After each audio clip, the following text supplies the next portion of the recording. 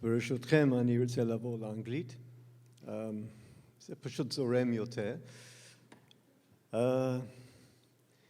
למה בודהיסט, כאילו בודהיסט, אני לא מרגיש שאני בודהיסט, אבל למה אני פה? למה אני עומד פה? דבר ראשון, לפני האנגלית, אני רוצה להגיד שאנחנו פחות או יותר אותו מצב. אנחנו בעצם הפרונט ליין. אתם רופאים, ואתם מקבלים את הסבל של החברה, של האנשים, שבא אליכם ואומר, fix my problem. אנחנו כמורי מדיטציה, או מורי תרגול מדיטטיבי, בדיוק אותו מצב. We're on the front line, אנשים באים עם הרבה סבל ואומר, אני סובל, however, we have an advantage. יש משהו יותר קל לנו. First of all, we have weeks to work with people, and you have 10 minutes. And the second thing is, we tell people, okay, I can't fix you, you have to fix yourself. And that's a very big difference. And that's פחות או יותר the talk today. So I want to start with a story. Many years ago, I used to have a weekly class of meditation, vipassana, mindfulness in a college in Israel. In the middle of a meditation, this woman burst into tears, really hot crying. At the end of the meditation, all of us asked her, what happened? What happened? She said, I've had chronic pain in my hip since the birth of my third child. Non-stop, I take drugs and they don't really work. I'm also suffering from family issues which are so difficult. My husband, my children, I'm just a servant. I'm a slave in the home. I don't have any life of my own. I'm controlled totally. And the doctors also, I just have to go to the doctors for another pill and another pill. Suddenly, in the middle of the meditation, I was paying attention to the pain. I held the pain in my hand, metaphorically. I was in touch with the pain, and all of a sudden, it disappeared. It came back after 5 minutes, but I realized I can do something about this pain myself. By looking at it with kind attention, it stopped. And all of a sudden, I realized I have much more power than I ever thought. And that made me cry. I'm no longer a slave because I can do something about my own pain. So the Buddha side, which I'm not going to go into anymore, but just some very, very basic image or truth that comes from the Buddhist teaching, very ancient teaching, is that pain is inevitable, but suffering is optional. Pain is inevitable. There will be pain, but suffering is optional. And the image that is in the tradition is of someone getting hit by an arrow, chetz, hit him or her, feel pain, strong pain maybe. The arrow falls out, and then the person keeps stabbing himself with the same arrow. Oh, I'm the victim. Oh, it's always happening to me. Oh, I can't do anything about it. Oh, it's going to carry on. When is it going to stop? And busy with the pain, turning it into suffering. And there, I think, is a big opportunity for all of us that we should think about. So pain as a physical, unpleasant, nervous stimulation of the nerves, a neurological phenomena on the one side. Suffering, the second arrow, is on the other side. What we do with this, how we build from it, what story we build from it, who are we out of this pain, the victim or not? What am I doing with this pain? The expectations that we just heard in the previous talk. How much expectation do I have? All of that is on the other side. The two are related. In other words, the pain will generate story and, in a way, suffering or not. The amount of suffering, that means the building that we do from the pain, the stories we make, and the narratives, and the person that we build, called the identity of a sufferer. That also influences the neurological situation, as in relation to this woman. And I will explain how that happens. So firstly, to understand pain from the person is a cry for help. Pain is a cry for help. It's a call for attention, saying, there's a problem here, pay attention, do something.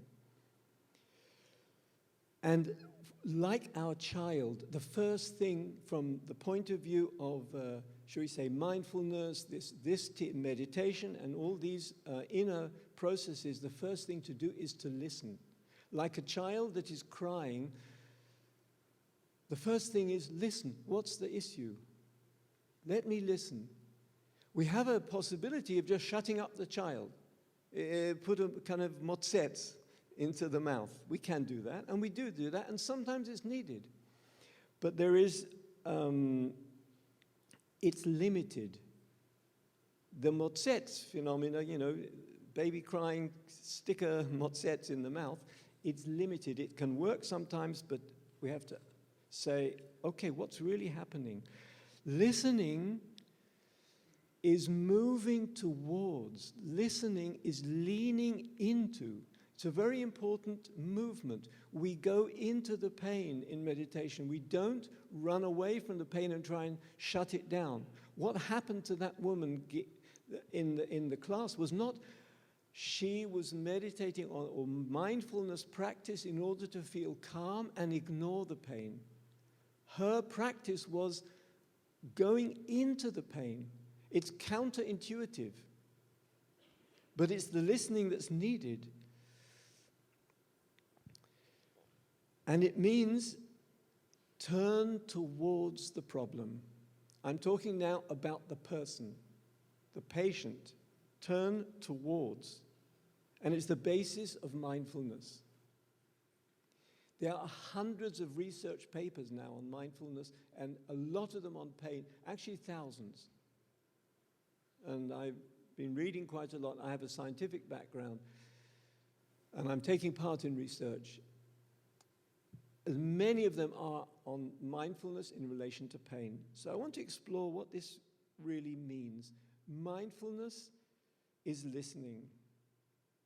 And the first thing is pain is an experience. It's not automatically a disaster. It's an experience. I'm being invited to look at an experience just like I look at any experience just now, all of us together. We have an experience, we're looking, we're listening. Pain is an experience.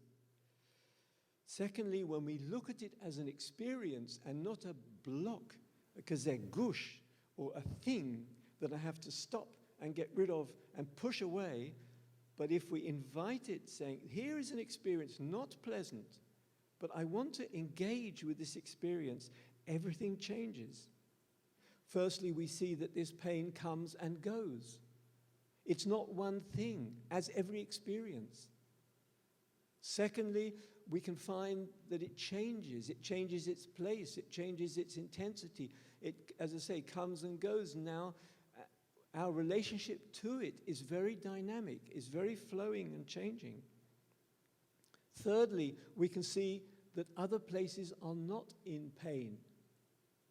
When I teach groups and so on, and someone says, look, I've got a lot of back pain, and it's just chronic. So what about the hands? What are they saying? Listen to the hands. If you really, really listen to places of non-pain, and then maybe Simon can sort of say more about that, something happens in the brain, I believe. The threshold changes.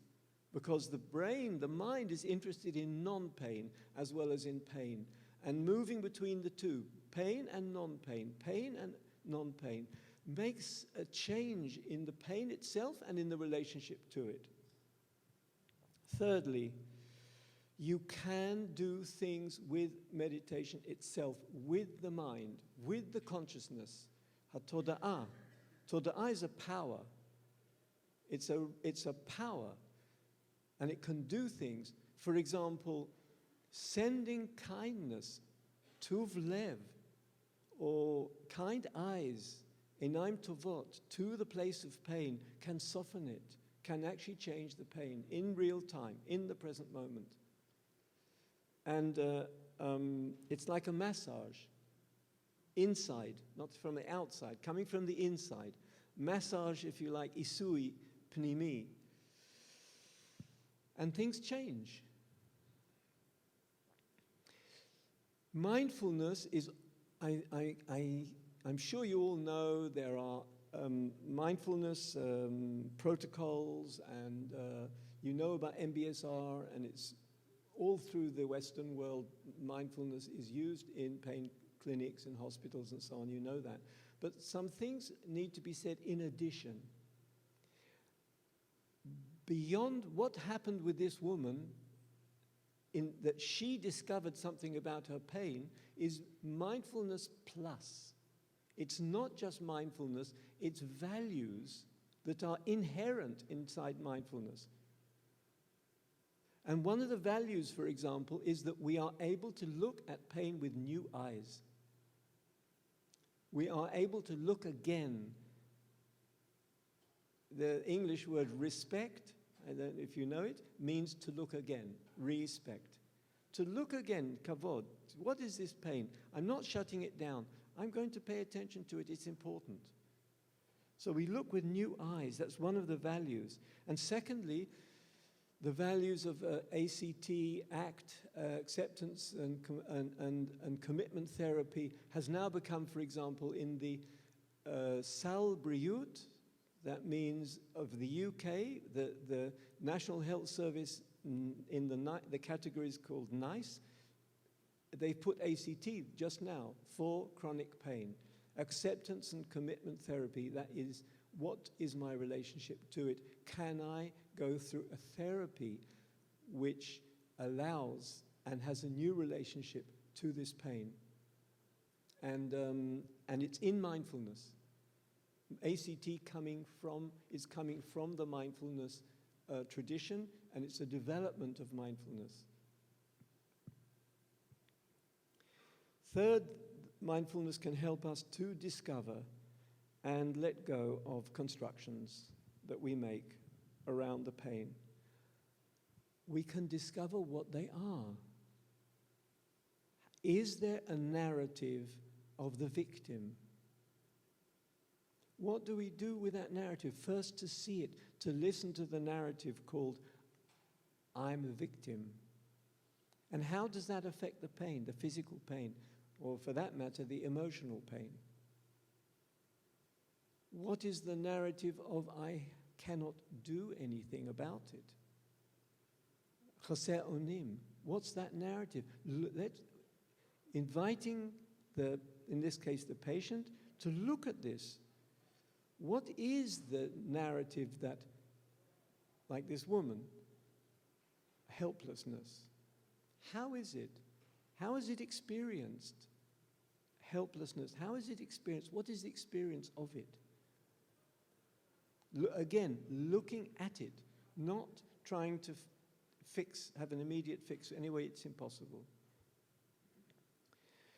Thirdly, looking at the way anxiety rises, neediness rises, all these stories. Once you can look at them through a practice of mindfulness, awareness, insight, you can begin to work with them. They are chomer gelim. Even a narrative like helplessness, neediness, or victim is not the end of the story. It's the beginning of the story. It may not be easy, it may not be immediate, you may need help from a therapist, you may need help from a clinic or a group, but it's doable, it's workable. The first thing to do is listen to these narratives that we are putting on the top of physical pain and feel that they're workable. It's not instant, but it's possible, and that gives already a sense I'm a little bit more in charge of my experience of what's happening to me. And we learn from the inside the way pain creates suffering or not. Suffering needs a sufferer. I suffer. We can see that. The mindfulness or the awareness or the practice, this kind of practice, allows us to see the way we move from pain to suffering and how we can move back out of the suffering and sufferer. Again, it's counterintuitive in a way, because in the culture which is, I have to say, I come from years and years and years of alternative medicine culture, which I learned in India like 40 years ago. Because I have to say that as a lecturer in medical science, I was sent by the British Council to give lectures in India. And of course, in India, I learned from the traditional Indian spiritual life. And so I come from an alternative place anyway. And there's some things I'm saying which you might find from a Western model to be counterintuitive or counter-Western culture. One of them is give space to our pain and suffering. Give it space, give it respect. And sometimes if we give our suffering and our pain the space and the attention, we feel we're back in life. We feel we are in touch with our life, even though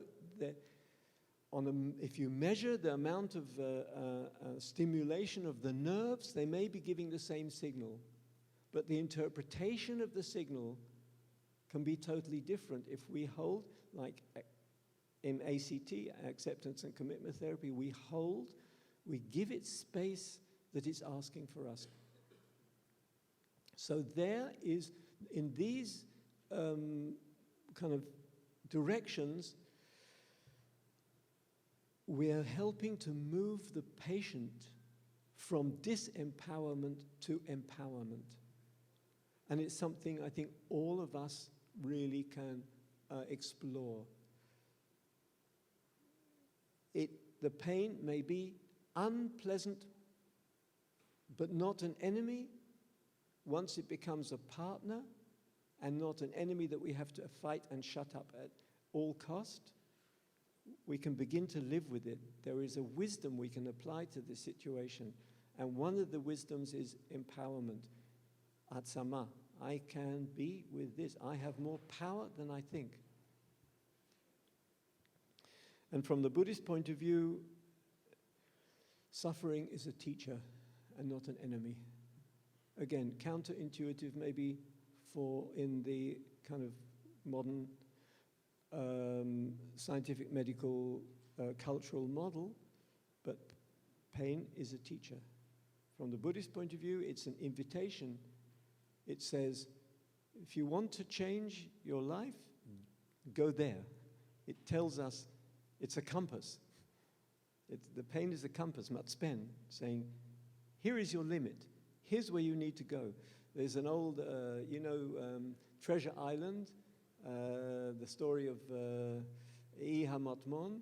So in the story, there's a kind of map, right, with an X saying, dig here, chofer po, b'mapa shel Iha Matmon. In the sense of Buddhist practice, that is pain. Pain is the X in the Iha Matmon that says, dig here because there's your inner work, there's your transformation. So what about us as therapists? How does it affect us? Firstly, yes, please do. I think it's really relevant to encourage these kind of techniques in your hospitals, clinics, in your wherever you are, Kupat Cholim, they are available now all over the world. And I think, be interested in the possibility of clients, patients, doing a lot more of their own work with their pain. Secondly, listening. It's a difficult one because you don't have, as doctors, you don't have much time with. But it is possible. However, I do think the basis of listening isn't just one direction, chadsitri. Listening works if we listen to ourselves, not just to the patients. When the first big guru I met in India, like 40 years ago, I was with a group of doctors, and this guru said, "Doctors, patients also," which I think was like one word, really hit home. Doctors, patients also. So we are human beings. We also suffer, as you and me. So our listening starts here. What about our own suffering? What about our own difficulties? What about our own struggle in the medical system or in the hospitals or in our life? We cannot just listen to clients. We have to learn listening itself, and that happens here. Thirdly, I want to say, sometimes it is too much. I'm not saying that we shouldn't use medication in the right way and the right time, and many patients will not be able to sit and do this kind of inner work. But slowly, slowly, there can be a culture where this is allowed in the system and encouraged. But sometimes the pain is very strong and it needs strong interventions. I'm not saying it's for everybody all the time. It's not a magic pill. Stephen. And sometimes if it's really strong, only compassion works. Stephen. Rak chemla. Stephen. Stephen, we have to... How much? I can't see. 1 minute? Well, 3. 3 minutes. Okay. I'm going to give 3-minute meditation, okay? Practice. I'm inviting all of you just in 3 minutes. Take a breath. You can close your eyes.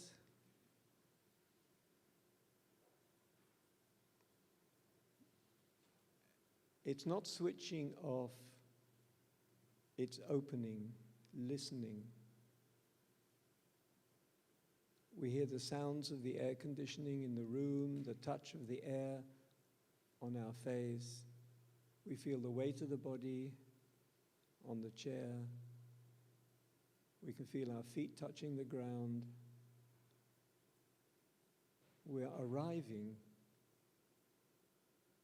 in this moment. There is a movement that happened called arriving. And just allow ourselves to arrive into our lived experience right now.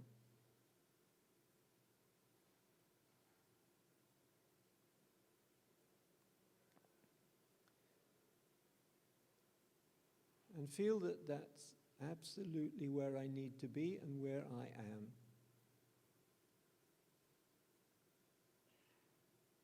And now, check through the body. Is there a place that's a little uncomfortable? That's even slightly under stress or pressure? Maybe just from the sitting, there's pressure on the sitting, on the backside, on the legs. Anywhere in the body that's a little bit uncomfortable. And just home in on it. Be interested in it.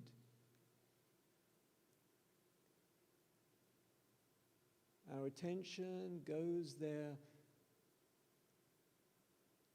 like a bee to a flower,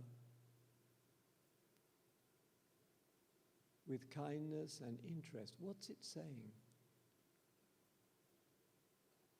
This uncomfortable sensation, is it fixed? Is it changing? Is it moving?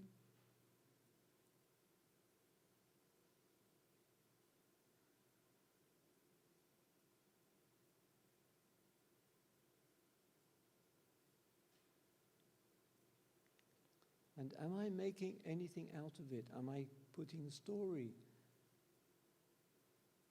What about my thoughts about it? Do I want it to stop?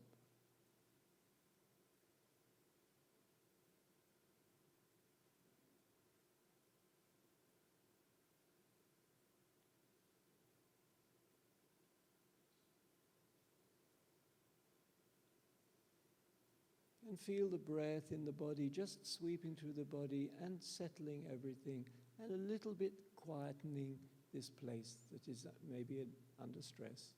The breath is like a massage, spreading through the body like a wave.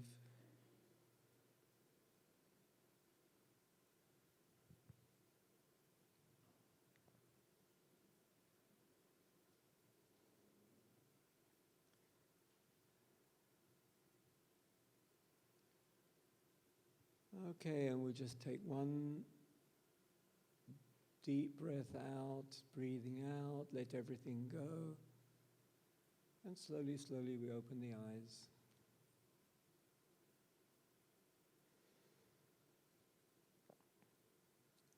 So that's on real fast forward, 3-minute meditation. And thank you very much. If you want to know more, thank you. You can find more information on my website, stephenfulder.com. Thank you.